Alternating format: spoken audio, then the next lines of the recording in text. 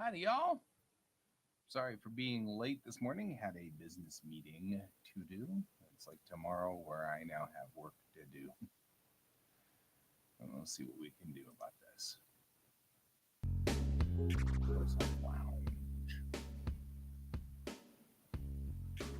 Howdy, Bob. I'm glad you're here.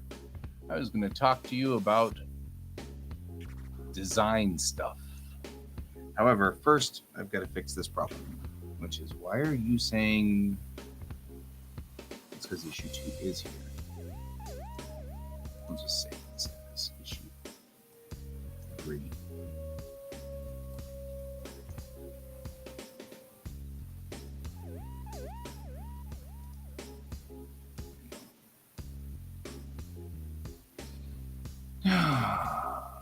All right. So, for reasons still beyond me,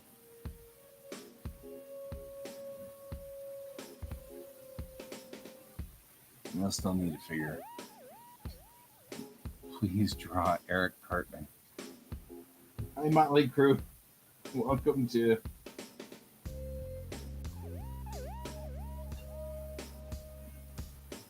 So, did you want me to draw, like, is Peter really Eric Cartman's middle name?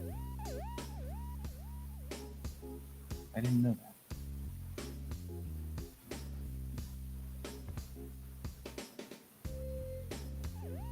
Wait, is that a thing? But I'll draw Eric Cartman for you real quick. It's really not hard to draw Eric Cartman.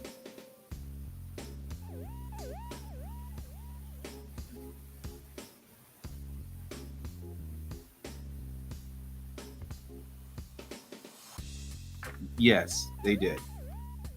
They successfully browbeat me into working on my comic instead of.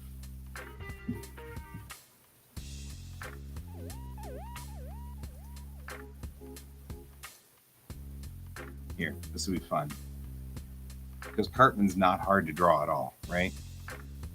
The thing about Cartman is he's effectively 3 circles. This one, and that's pretty much it, right? Or 2 circles, right? So you start there. Right. And then you have a cat. So we pretty much just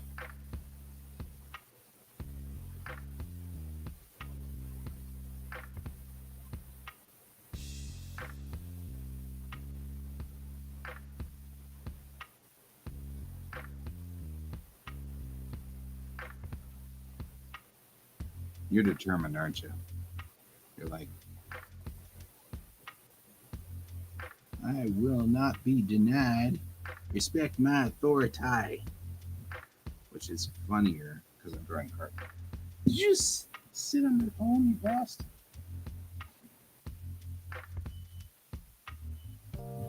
Not you.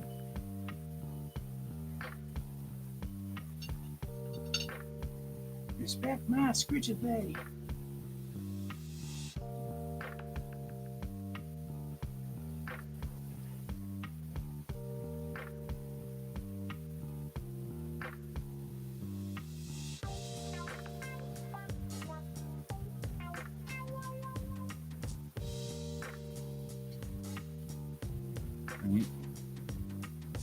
This is harder to do because of George, as usual. He's actually like actively brushing up against my stylus. You will respect my cat butt.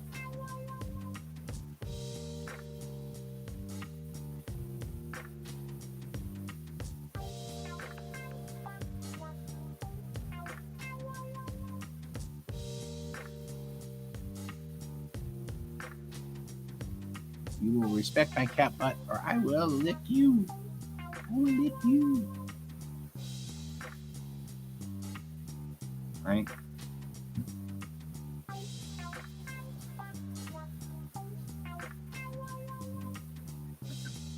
He's like, I will get in front of your hand. There. This is the way to do this.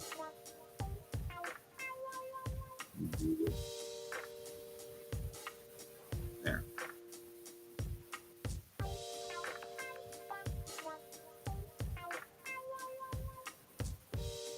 to do QuaCk is determine the not ignore.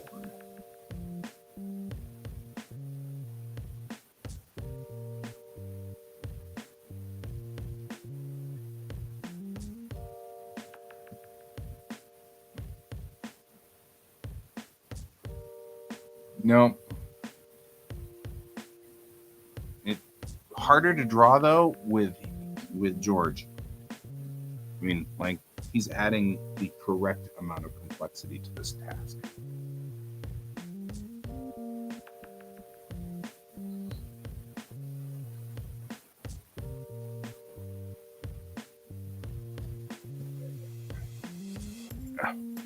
It's super comfortable.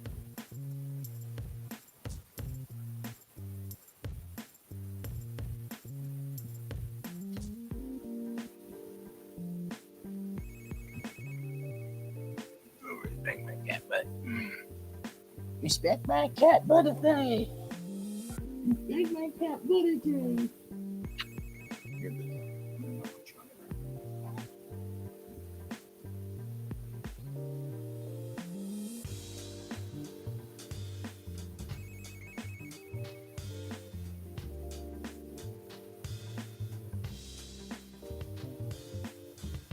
There, Hartman, just for you.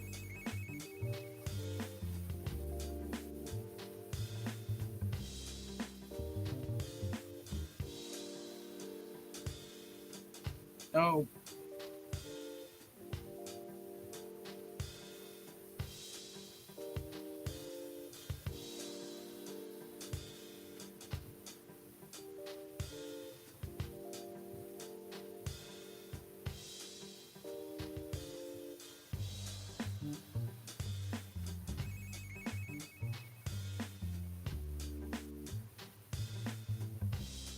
I like all these primary colors.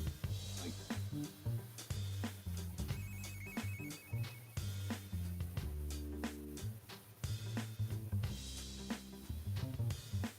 he looks pretty jaundiced there. It's not good.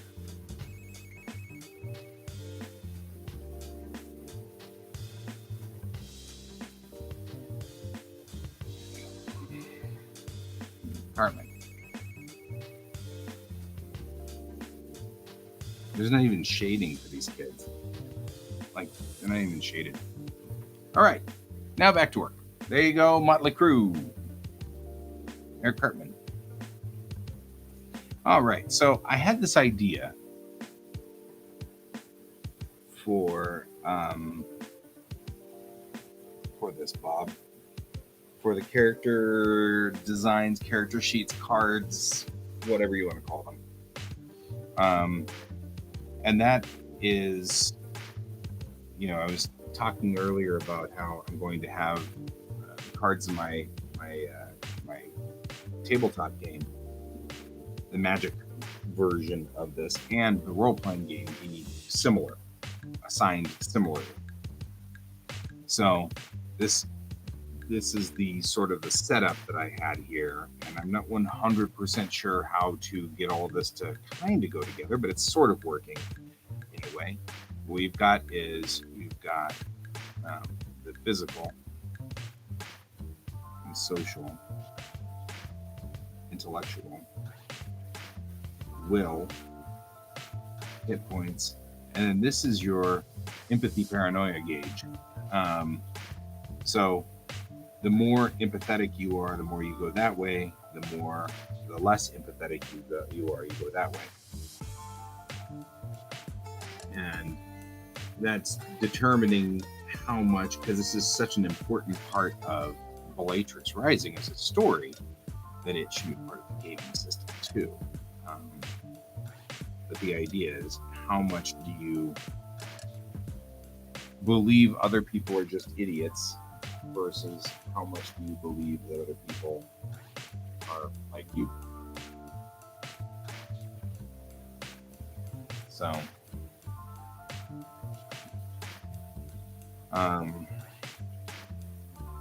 but the more towards the empathy side you are, the more you're going to have social pluses, different social feats that you can do.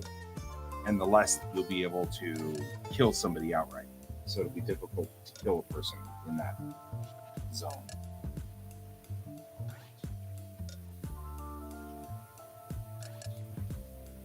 So in the card game, we pretty much will have these three as your challenges that you need to make to beat the thing that's in the card game. And then you can use specialized skills for it, which will come down here. And the specialized skills, as you might imagine, will look very similar to our skill racks that we had right here, these guys here. So they'll be similar to those. So I'll be able to actually do extensions of this to kind of come up with the same thing. So that way it'll be easy to delineate, and they'll be the same between both the CCG and the RPG. It's just that the CCG will use a simpler version of it. So instead of having 12 different skills, you'll have 2 on the top.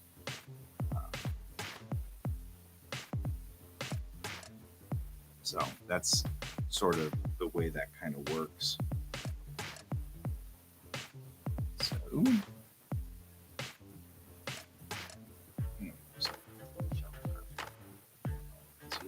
keep showing up. You'll keep showing up.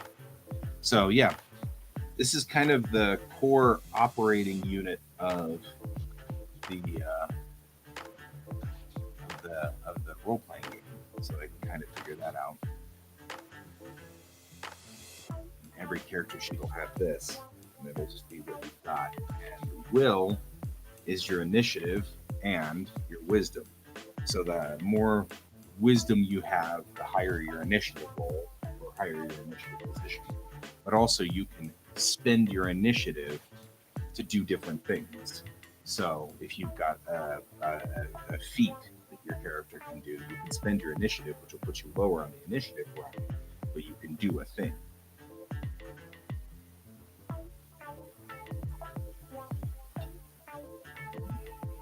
And there'll also be the ability to put some of your will into your various skill checks, which will also drop you down the initiative, but will then also give you more, like, if you've got a lock picking of 20%, you're not going to be able to pick this lock. You can put some of your will into the lock picking.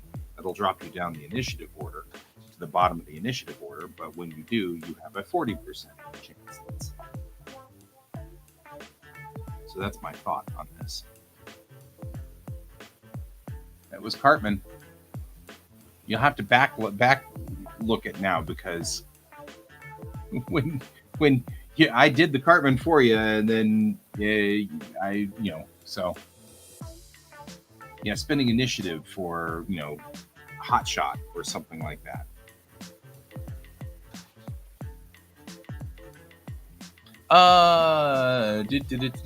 Can you rewind on Twitch?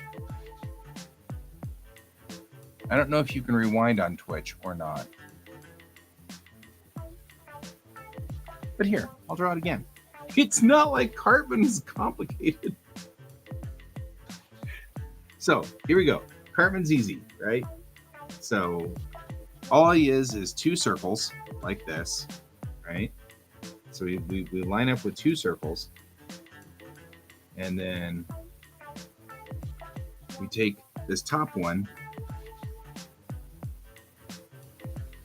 put that in there, give him his goofy hat, and this little thing, and then this circle, we give him his arms, and then we he's got a little bit of a thing going like that, and then they just hobble, right? Give his hands, so.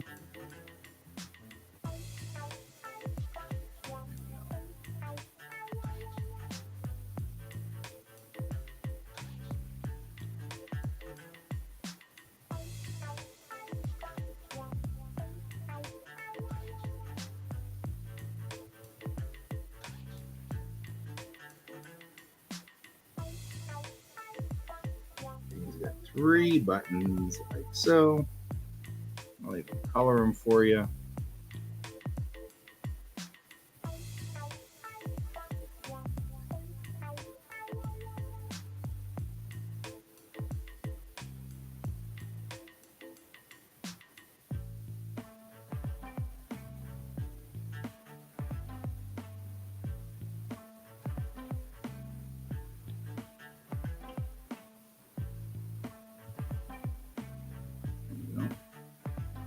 Off the blue line. It was how did I learn to draw? Practice. I started when I was in high school, junior high. Actually, I think junior high. Get rid of some of these spots there like that. There you go. And when I was in junior high, I started drawing mostly anime and manga, and so that's why my characters actually look more like this. This is what my characters look like. So this is what we call a character design sheet. So this is my primary character in my comic book, and so that's what she looks like. And this just helps me remember where all the bits and pieces of her uniform go, because she's got a lot of uniform, and it's a lot of things that need to go certain places, and colors that need to be a certain way. So, Bob's commenting that, of course, they're always wearing ski caps, but here in Colorado, it's not always that way. So, I don't know if you know this, but this show broadcasts out of Denver, so we're actually in Denver, in Colorado. I've actually been to Casa Bonita. It's closed right now, but it'll be open in May. And so that whole thing about Casa Bonita is actually real. I actually do that stuff. So anyway, that's where I started, but it's been many, many moons now, because I am not a spring chicken. That was the 1980s when I started doing that, and went through the 1990s, and now I'm here, strangely. So there's that. Where are you from? Can I just call you Crew? Can I call you Mutt?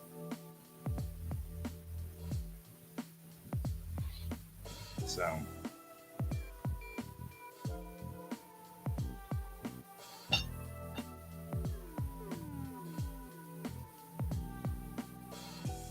I can't always tell if people are still here or not.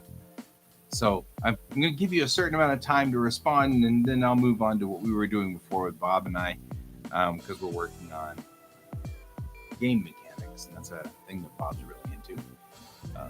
One thing we can do here is swap to issue 2 and save this as the issue 2 worksheet, because this really should be the issue 2 worksheet, and that's the issue 3 worksheet. And then that way we don't have to worry about that. I was just asking where you were from. Where are you hailing in from here? Because I get all kinds of people from all over the place here. Holland.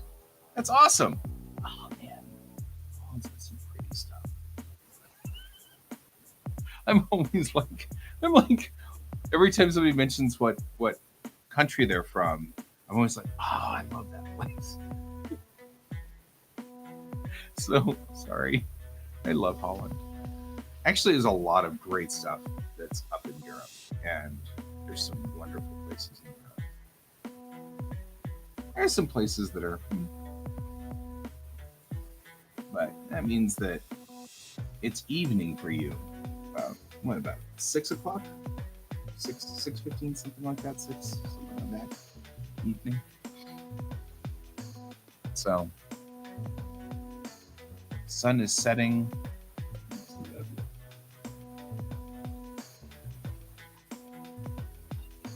So yeah, I'm actually in Denver, Colorado. South Park itself, the city of South Park, is about, I don't know, I'd say, I think about 40 not even 40 kilometers, probably about 30 kilometers that way. So just up in the mountains. It's a pretty little town. Casa Bonita is about 10 kilometers that way. So I mean, this is not very far. All of us had to grow up on Casa Bonita, which is one of the reasons why it's brought up in South Park all the time, is because as kids, that was a thing that we did. And it's actually kind of funny because the two guys who made South Park bought Casa Bonita.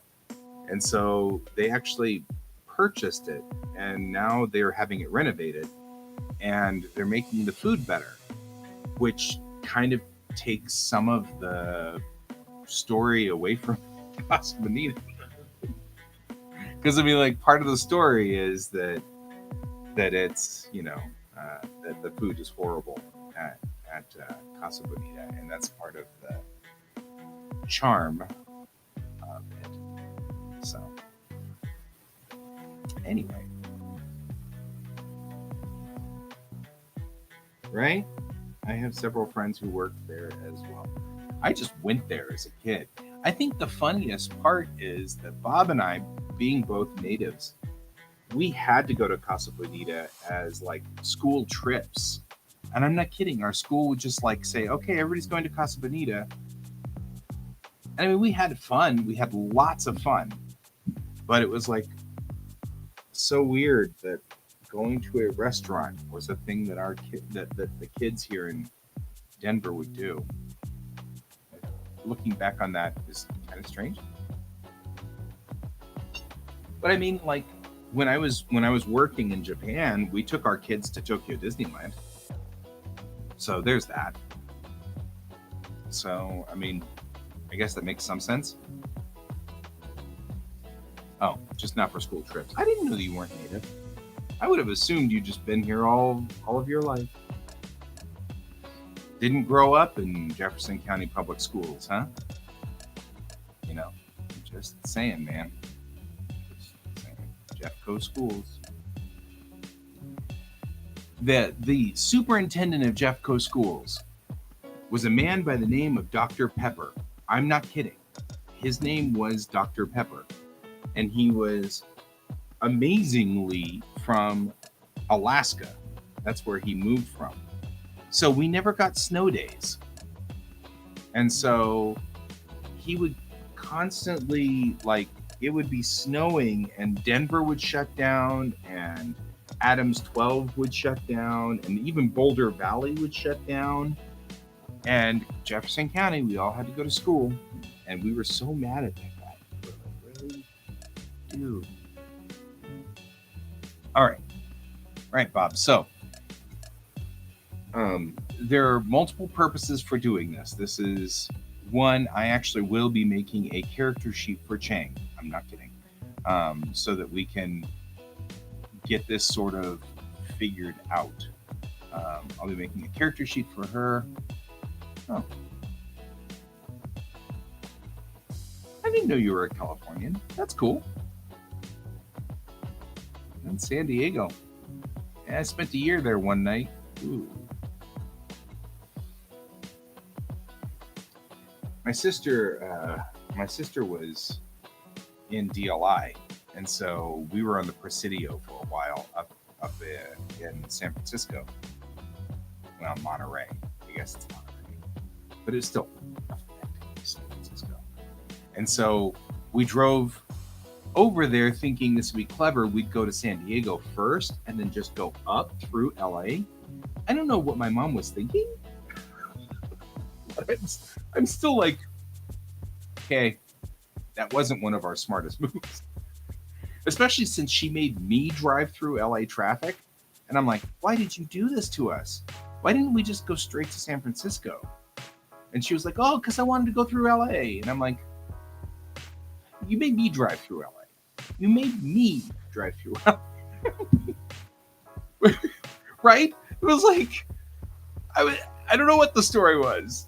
She made me drive through LA. It took us 2 days to get from San Diego San Francisco. She made us drive through LA. I'm like, we could have been. I actually said this somewhere along the line as we were stuck in LA traffic. I was like, we could have gone faster if we had driven to Reno and then come back to San Francisco. Just up and over the mountains twice. I'm like, really? Oh, man. She didn't mind. She was reading a book. What you do for your parents. I swear. Mom, why, man? Why? Why would you do this to me? Why? Anyway. Hello, Brent. Oh, man.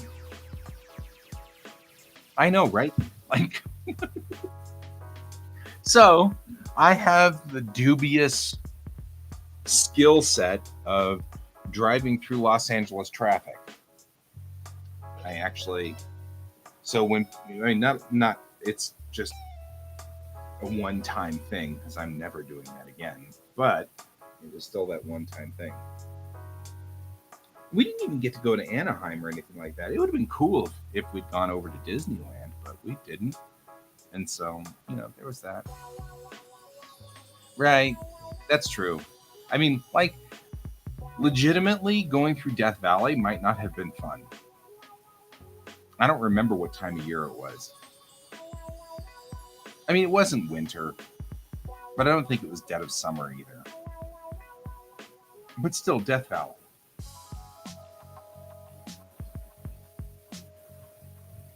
I mean, I don't know. Been down. I went to Anime Expo once, and so we drove to Anime Expo and then back. But we went and arrived and left during the night, so that we wouldn't be stuck in the stupid traffic. So there was that.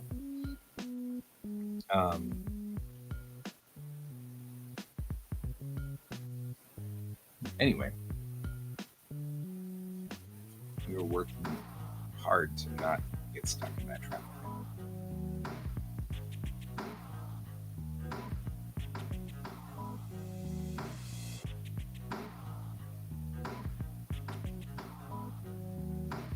So,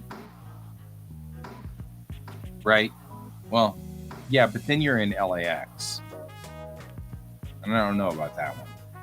I have exactly one experience at LAX, and it was not fun because that was my layover.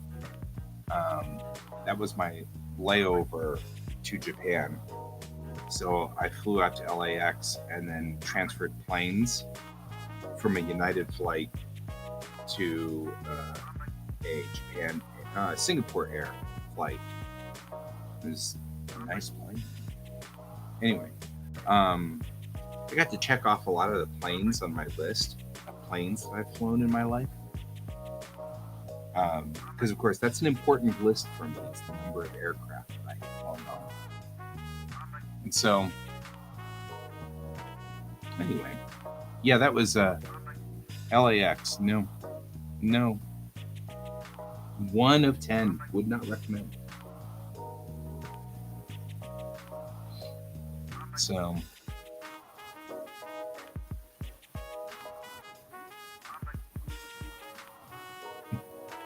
great airplanes, man.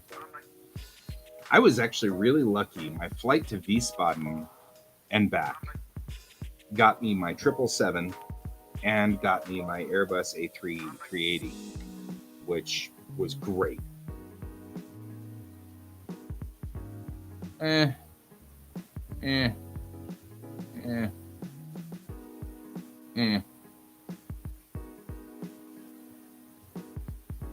Guess I could do the Springs. I was doing issue 2's setup here. That's what I was headed for.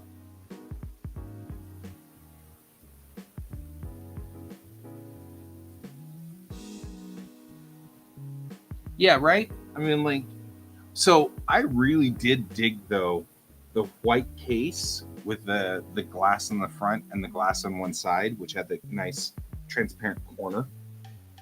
I liked that one. That one was cool. I don't know if I'd want a board cube. I'm one of those weird people that I only like the good guys in stories.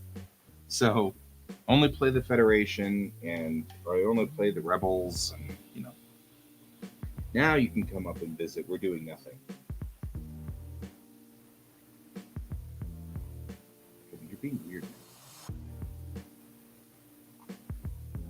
I mean weirder than usual.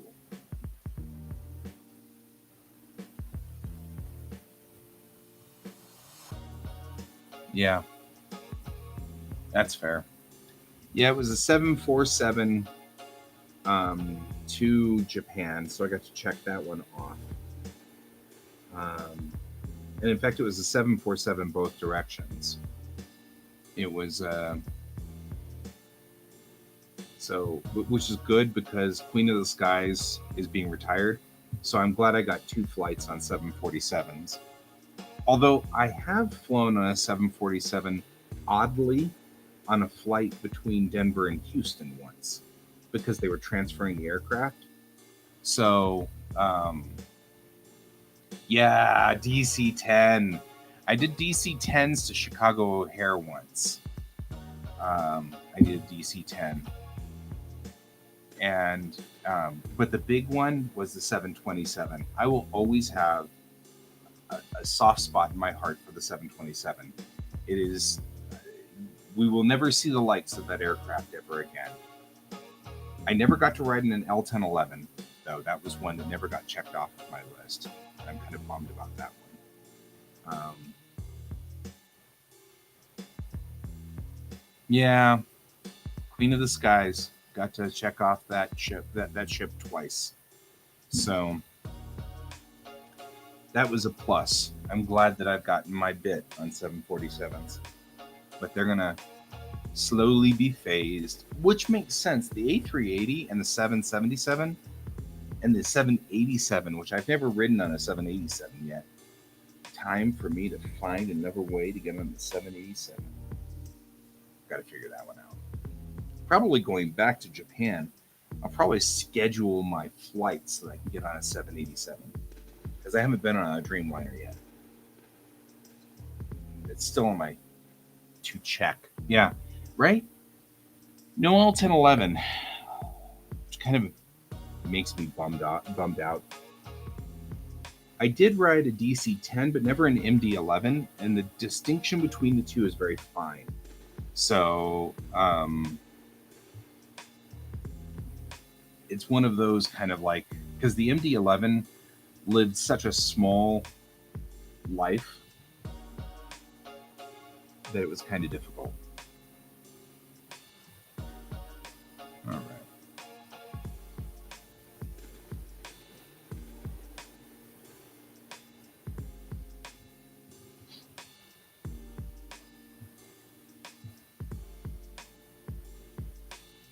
Oh, I've been on 767s and 757s a couple of times. When I went to Washington, D.C., I was on a 757 out and a 767 back. It was really niche. I mean, functionally the same aircraft between a DC-10 and MD-11. The difference really is on the flight controls and the flight surfaces, but that's it.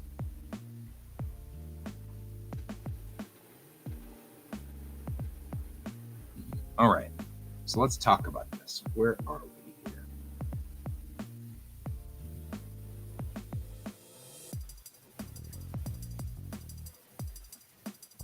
We had something cool here, and I, for the life of me, cannot. I mean, I remember I already did these drawings. I drew them out already for this scene.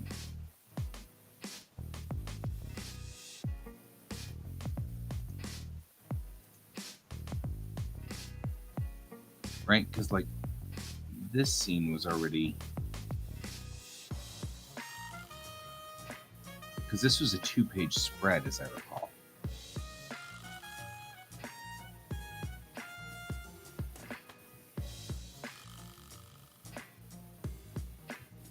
But See, that's what I'm saying is I remember doing more than this.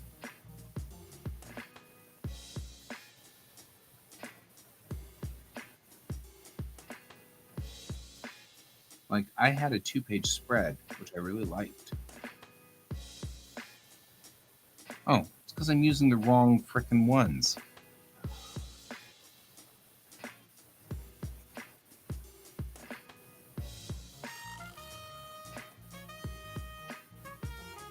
That's why.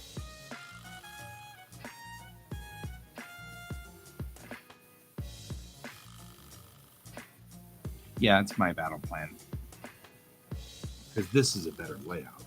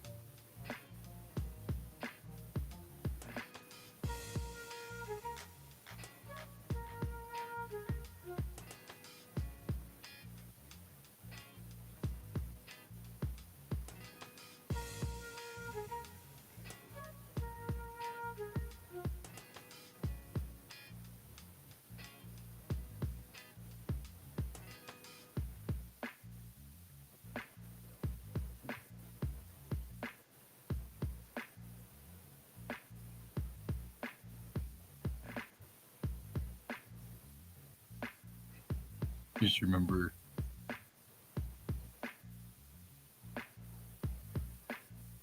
Yeah, color coding the metal board.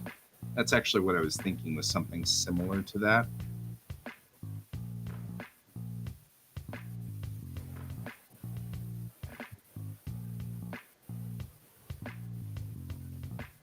Really? George is destroying stuff.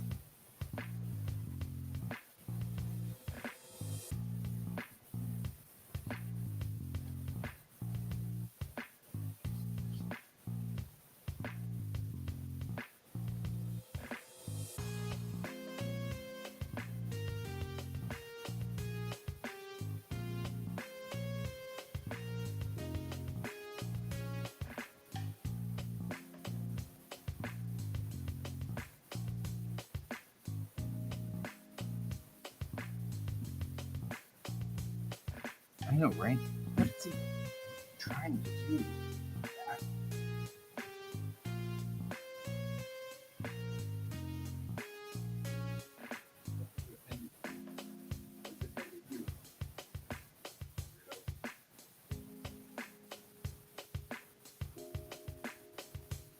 Something has offended the cat.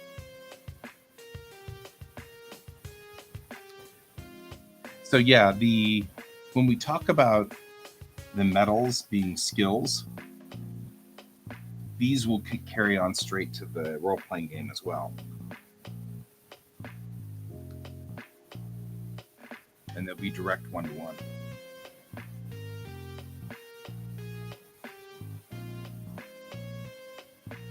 Right? Adding chaos. I love chaos.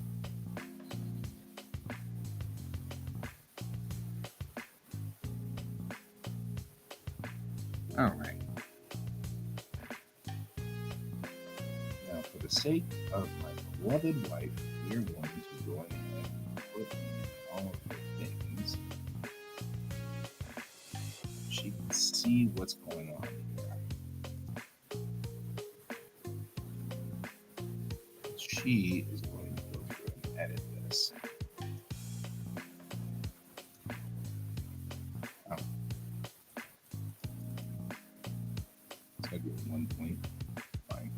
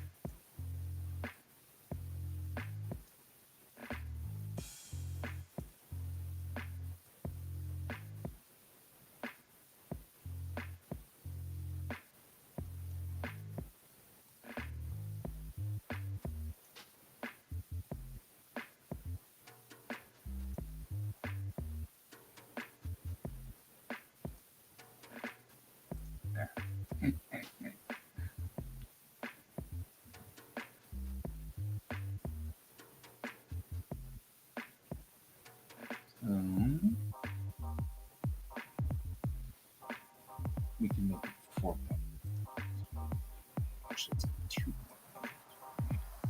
I'm going to make this for right now. There we go.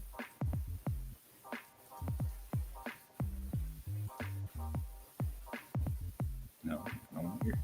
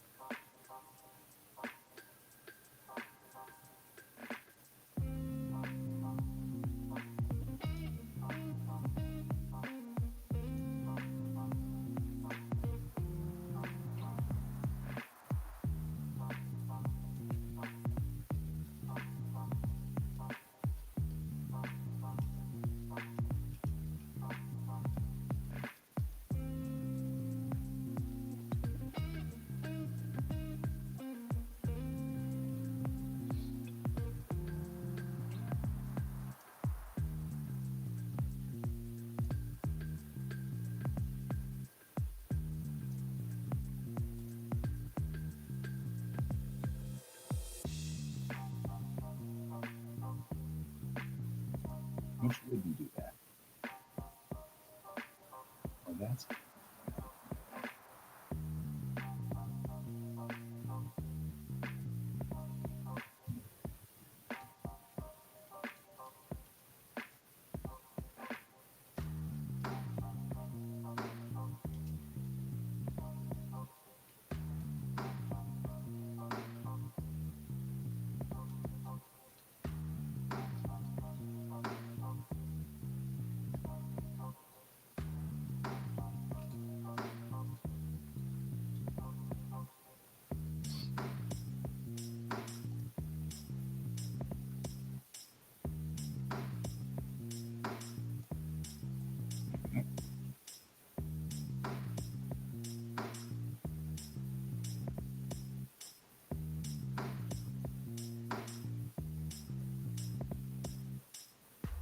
Trying to decide whether he would actually say I am AI or whether he would say something else. But we'll see.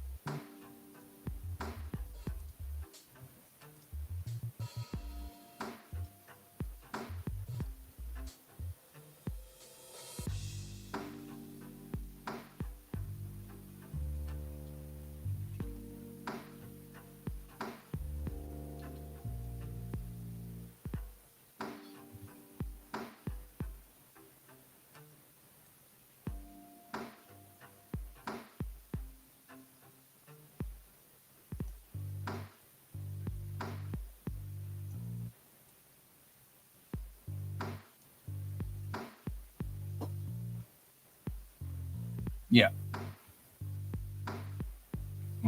Are you wondering what I'm writing? Because maybe I should zoom in. It'd be easier.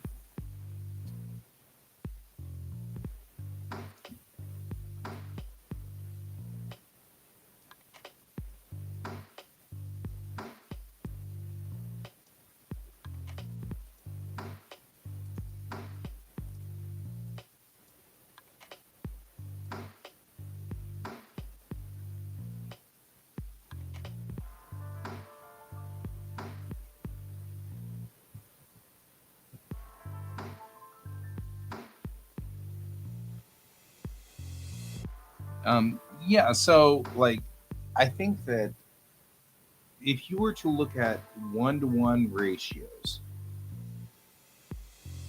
between the meritocracy of the Unity, the role playing game, and the card game, you end up with here is Chang, right? She's right here. These are all of the skills that Chang has. For the card game, she just have these top 3 skills, right? For the role playing game, she'd have all of these skills with a percentage after it. And the percentage is relative to the color that's in there. So, like, her shooting skill would be a 50%, right? For the card game, it'd be a 5 out of 10, right? So you just take the 0 and drop it off. So it's simpler. But it still would be there in the so that way you kind of get that. For the comic book, it's not useful to have her intelligence level, except for me to know in my head that she's smarter than this character and not as smart as this character. And other than that, there's no real importance behind all of that. So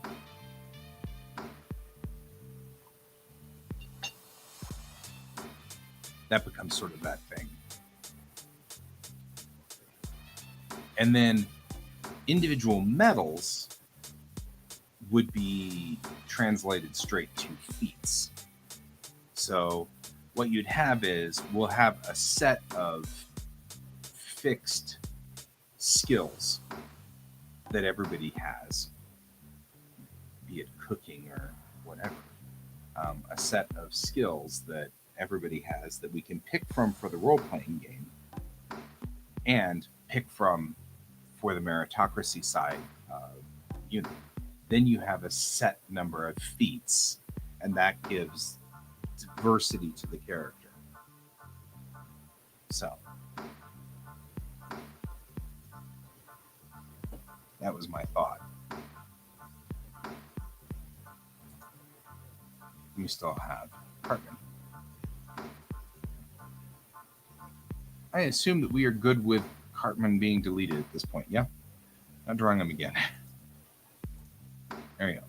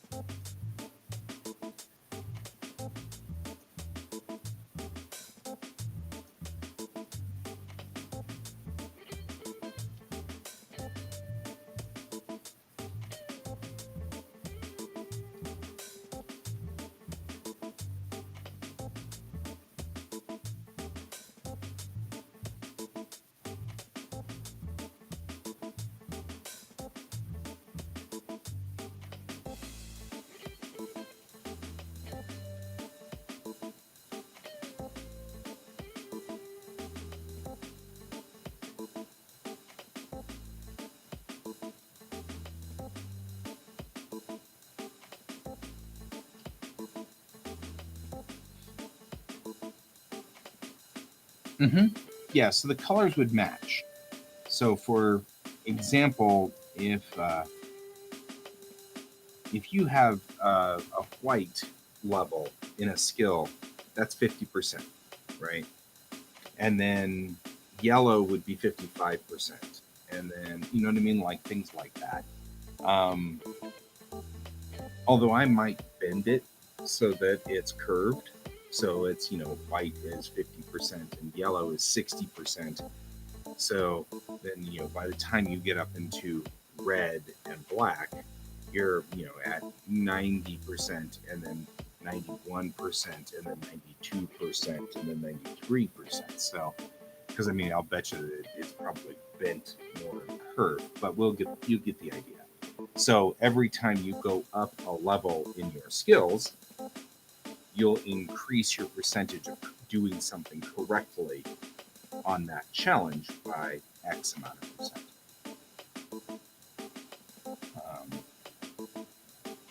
And so every in the character, um,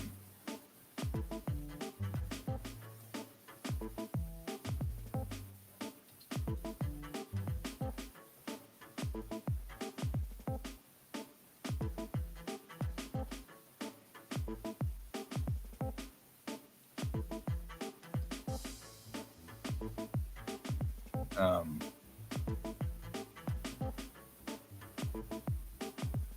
it depends on what we're bell curving.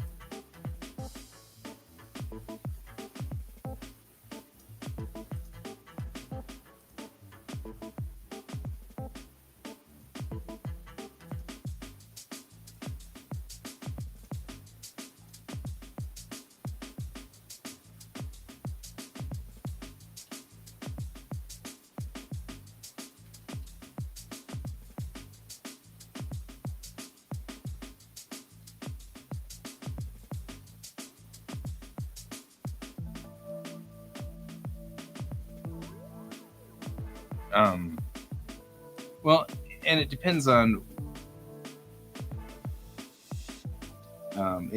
where the bell curve is. Because and that was the thing. I don't want a bell curve on the randomizer. That's where I have a problem. In GURPS, you're randomized to the center of a bell curve. And so if I roll 3d6, it is most likely to roll 9, 10, 11, right? In that curve. A whole bunch of them get into that 9, 10, 11. So you are likely to roll an average on these things. And what I was saying was, if you have a percentile, then it doesn't matter. You don't need to bell curve the percentile roll die. I don't need to roll a percentile and bell curve it. If you've got a 50-50 chance, then you should be able to have an equal chance of rolling under 50 as you do over 50. So that's sort of how that goes. Now, to this end, I say this, but on the same token, in the CCG, that's a balancing issue. So the roll on that becomes static. And I'll explain that mechanic a little later on. But that one actually is a gaming balancing. And it's mostly a gaming balancing because you need something to encourage people to get not so good a character and put them into their decks. Right. So as a black belt, I have a 98 in a skill. And 98 should be the end because there should always be a 2% chance you'll screw it up. Maybe 99. So 99 and 00, right? If you roll 99 or 00, double nines or double zeros, you fail no matter what you did, right? It's just that if you've got a skill of 99 or 98, if you have a skill of 98, then you still, it's not you just failed to do the thing. If you have a skill of 50, you fail spectacularly. um,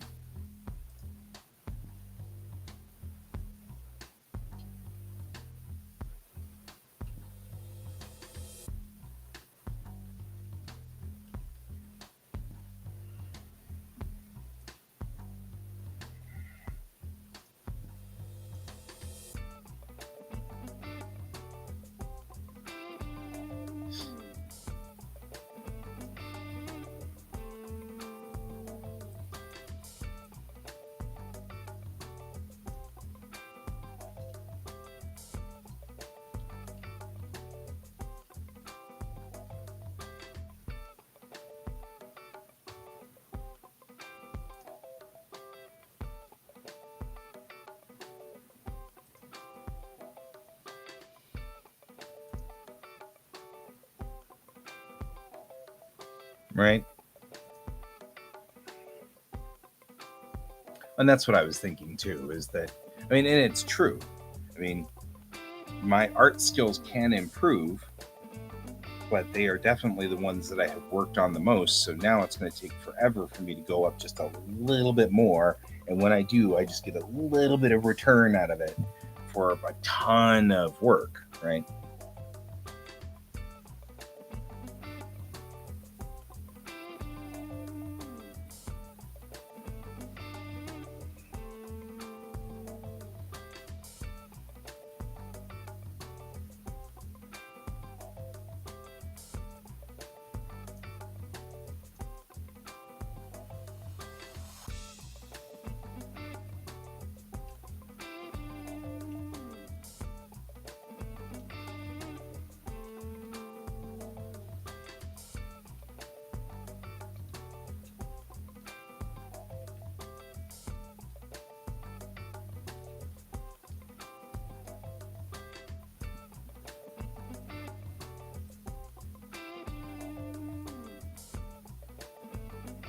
You might build a stable diffusion server tonight.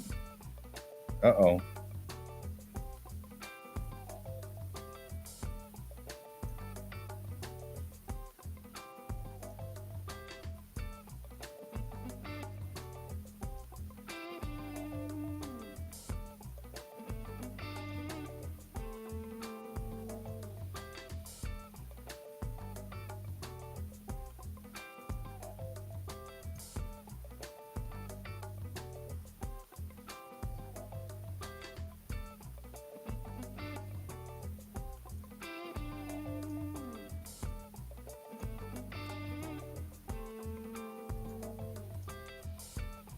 I like how you just said that like offhand.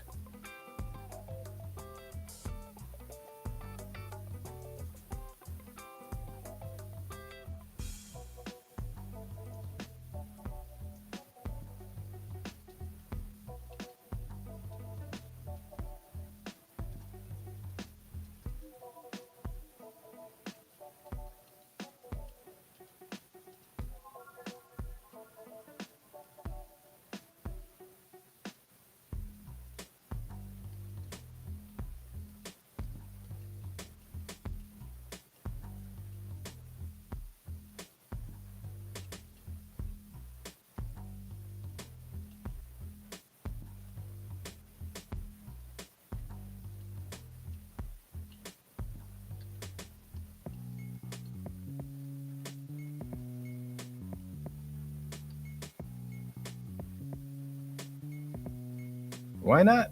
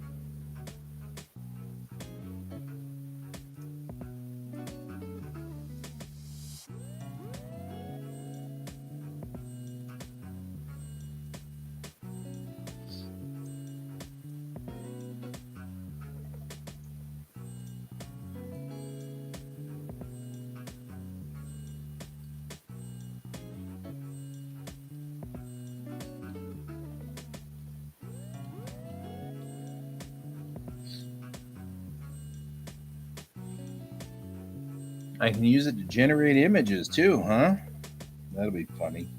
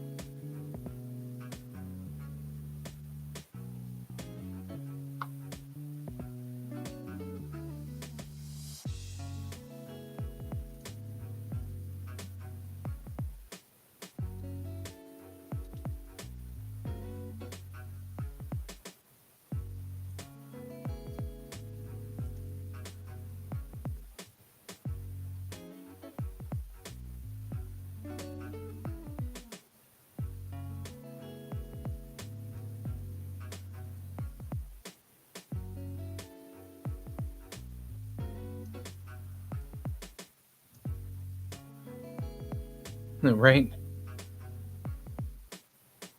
How could it possibly go wrong? We're just doing surgery on your lungs in the middle of battle.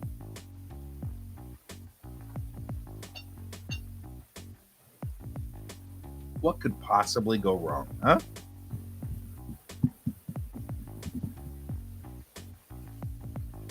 Oh, I got multiple cats in my yard now. That's why George isn't up here.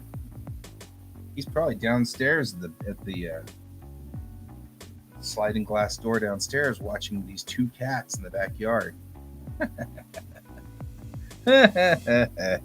That's funny.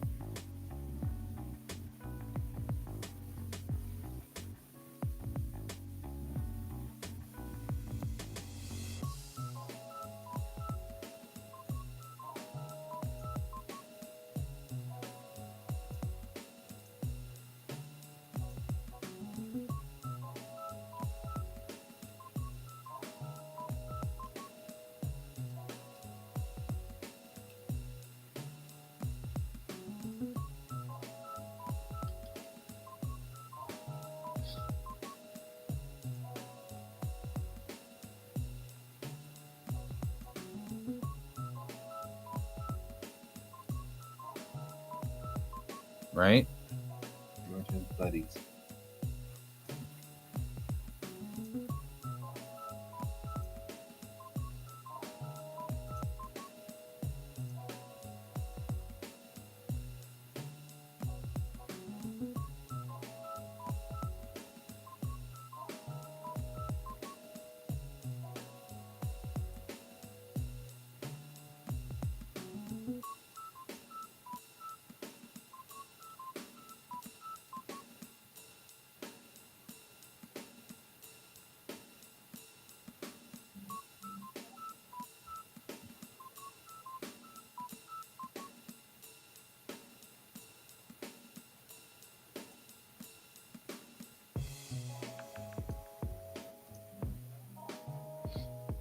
More cats, more chaos. You know how it goes.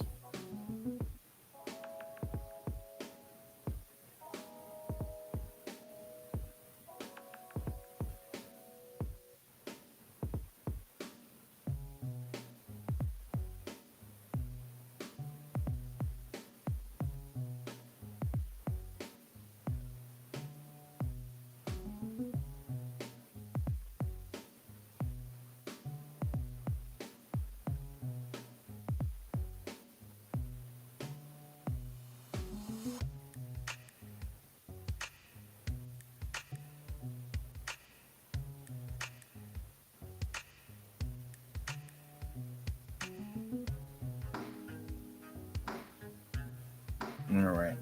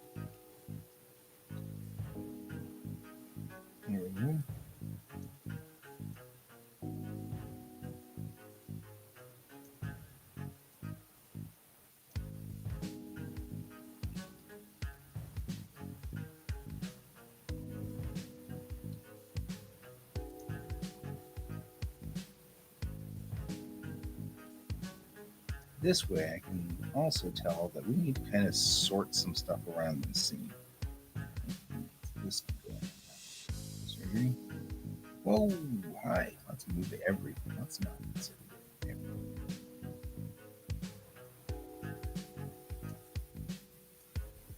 Dang it.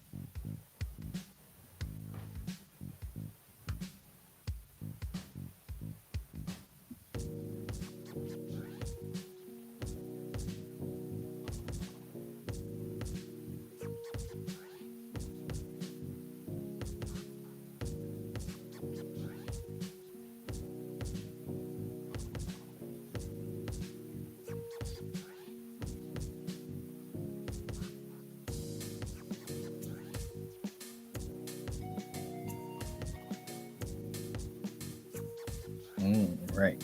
I think that's good.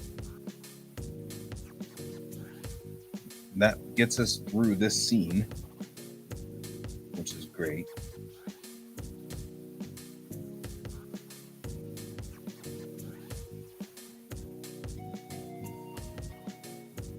We need to add one thing.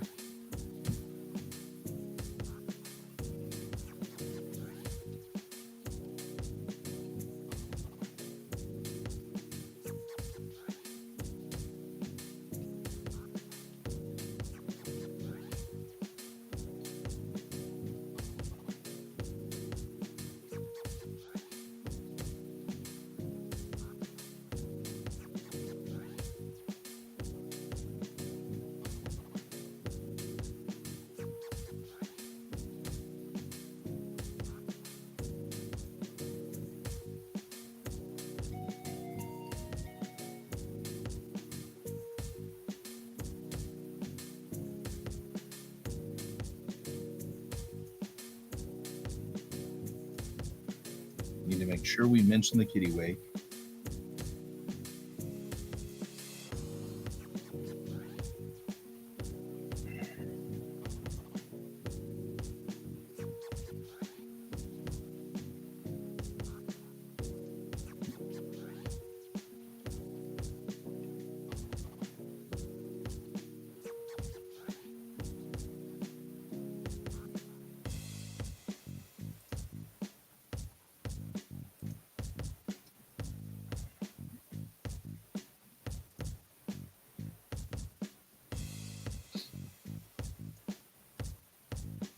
All right.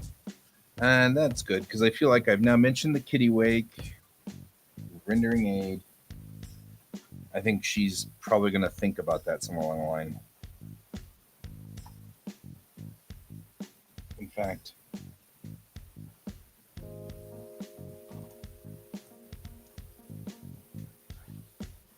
what I want to do here.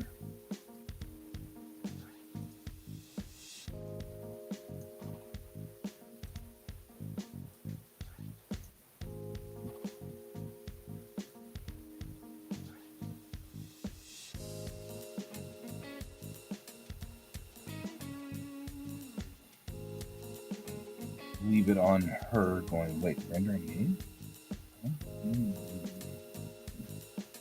There we go. That way.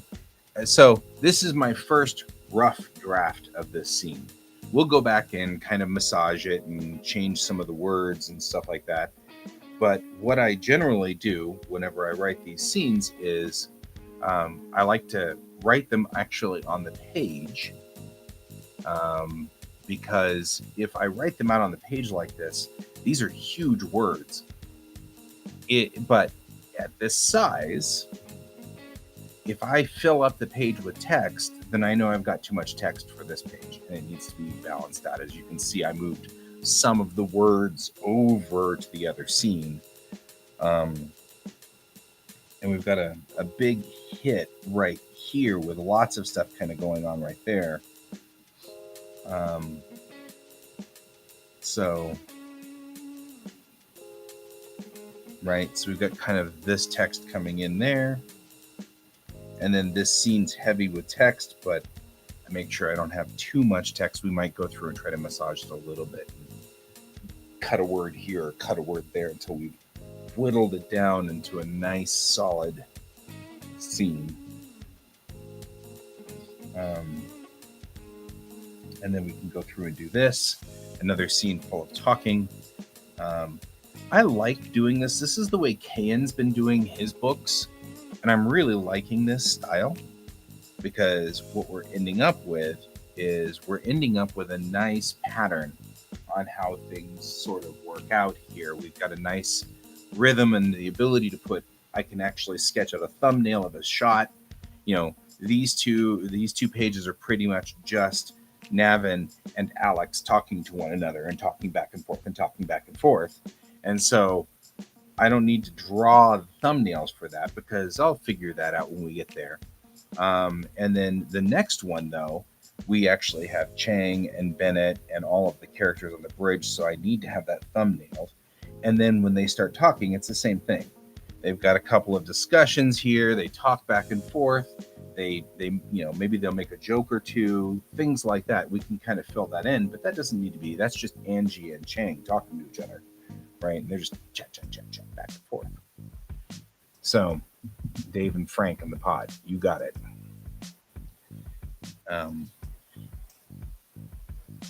Anyway, okay, cool, guys. Well, I am OOH, so we're going to head back to this. I will see you guys Sunday night. I got a busy weekend this weekend. Got a lot of stuff to do. I got to go see Ron tomorrow morning, and then tomorrow afternoon I actually have to report to DSD and film. So I don't have to take my camera, which I'm charging up my batteries now. I'll take my camera with me and go up to DSD and shoot a whole bunch of footage. And then we'll come back down and everything like that. And then just in time for me to leave, Sarge. That's it.